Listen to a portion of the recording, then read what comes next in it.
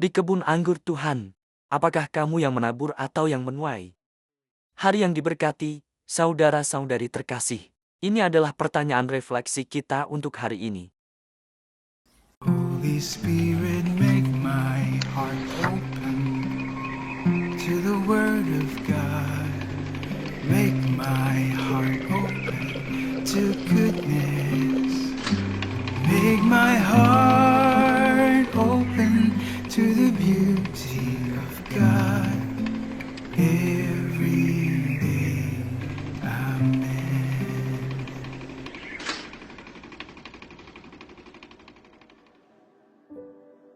Ada sebuah pepatah dari Filipina, akulah yang menanam orang lain yang menuai.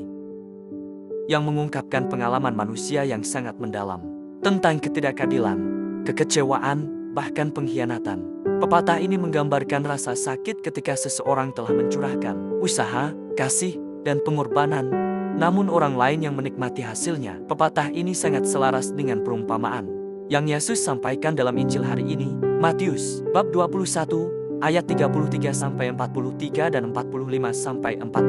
Namun, perumpamaan ini juga menantang kita untuk melihat pengalaman tersebut melalui kacamata iman.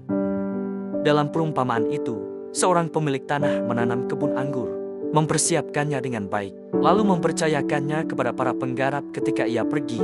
Ketika musim panen tiba, ia mengutus para hambanya untuk mengambil hasil yang sebenarnya menjadi haknya. Namun para penggarap itu menolak.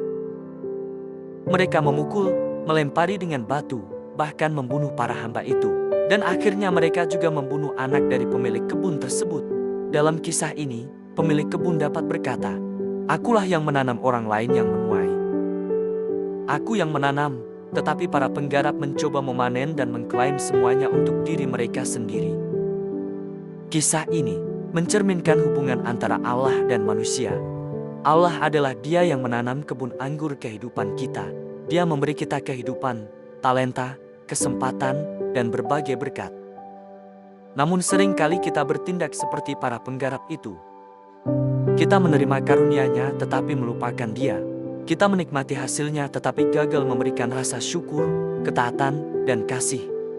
Kita mengklaim kepemilikan atas sesuatu yang sebenarnya tidak pernah benar-benar menjadi milik kita. Pepatah Filipina ini juga secara indah mencerminkan kisah Yesus sendiri.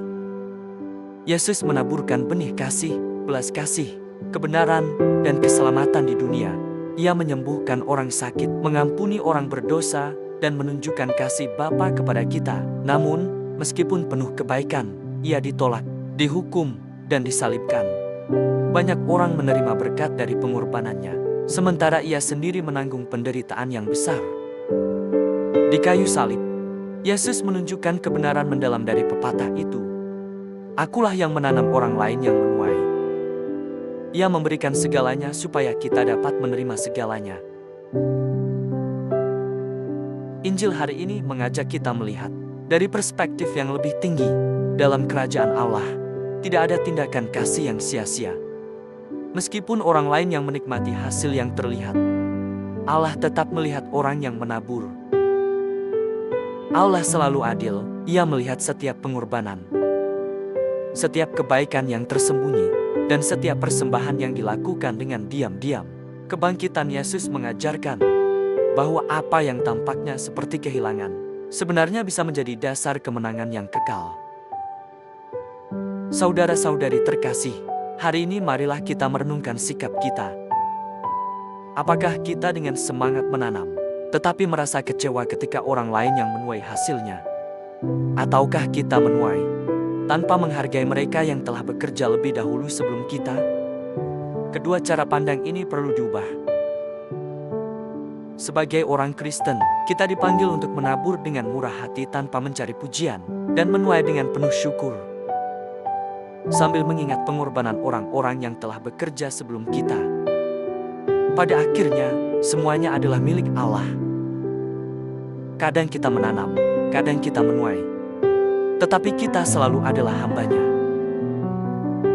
Damai sejati datang ketika kita mempersembahkan baik penaburan maupun panen kepada-Nya. Karena di kebun anggur Tuhan, hadiah terbesar bukan pada panen itu sendiri, melainkan kehormatan karena kita menjadi milik Sang Tuhan. Marilah kita berdoa dalam nama Bapa dan Putra dan Roh Kudus. Amin. Bapa, terima kasih karena Engkau adalah Tuhan pemilik kebun anggur, dan semua yang kami miliki adalah karunia dari-Mu. Jadikanlah kami pengelola yang baik di kebun anggur-Mu, setia dalam perkara kecil dan murah hati dalam perkara besar.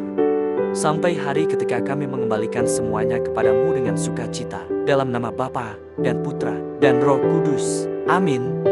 Tuhan memberkati Anda dan keluarga Anda.